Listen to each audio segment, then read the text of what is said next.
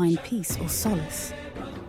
His jewel, a divine gem embedded in his forehead that granted him protection, was removed, leaving him vulnerable. Ashwatthama was a formidable warrior, known for his skill in archery and mastery of celestial weapons.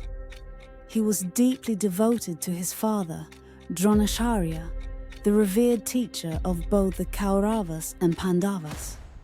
During the Kurukshetra war, Ashwatthama fought on the side of the Kauravas, loyal to his friend Duryodhana and his father's cause. As the war progressed, the Kauravas faced devastating losses.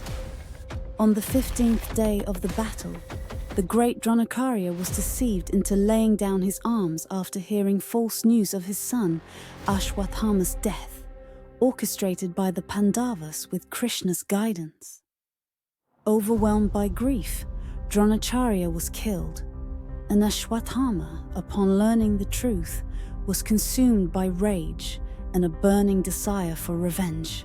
On the night after the 18th day of the war, with the Kauravas defeated and Duryodhana mortally wounded, Ashwatthama decided to take drastic action.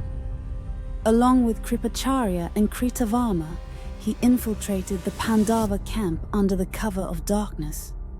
In a brutal and merciless act, he killed all the sleeping warriors, including the 5 sons of the Pandavas, children born to Draupadi. Mistaking them for the Pandavas, he committed this horrific act, believing it would avenge his father's death. The next morning, when the Pandavas discovered the slaughter, they were devastated by the loss of their sons. Draupadi, in particular, was overwhelmed with grief and demanded justice for the innocent lives taken.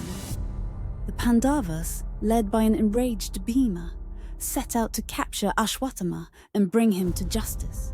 Ashwatthama, realizing that his heinous act would lead to severe consequences, fled.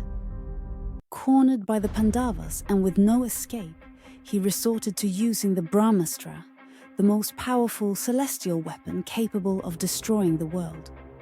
In response, Arjuna, also a student of Dronacharya, invoked the brahmastra to counter it. The collision of these 2 powerful weapons threatened to destroy the universe. Seeing the impending doom, the great sage Vyasa intervened, ordering both warriors to withdraw their weapons. Arjuna, with his disciplined mind and respect for his elders, complied immediately. However, Ashwatthama, driven by fury and consumed by revenge, was unable to recall the weapon. Instead, he directed the brahmastra towards the womb of Uttara, the wife of Abhimanyu, who was carrying the last heir of the Pandava dynasty. Krishna, the divine protector of the Pandavas, was enraged by this act of cruelty. He immediately intervened, shielding Uttara's womb and saving the unborn child, Parikshit, from destruction. With divine power, Krishna neutralized the brahmastra's effects, but he decided that Ashwatthama needed to be punished for his unpardonable sins. Krishna cursed Ashwatthama for his unforgivable deeds, the killing of innocent children, and the attempted destruction of an unborn child. He declared that Ashwatthama would roam the earth for 3,000 years, suffering from incurable wounds and sores, shunned by all, and unable to find peace or solace. His jewel, a divine gem embedded in his forehead that granted him protection, was removed, leaving him vulnerable and in perpetual agony. Krishna's curse condemned Ashwatthama to wander the world in isolation, with no relief from his suffering, and bearing the weight of his sins for eternity. To this day, it is believed in some parts of India that Ashwatthama is still alive, roaming the earth as a living symbol of suffering and the consequences of unchecked rage and vengeance.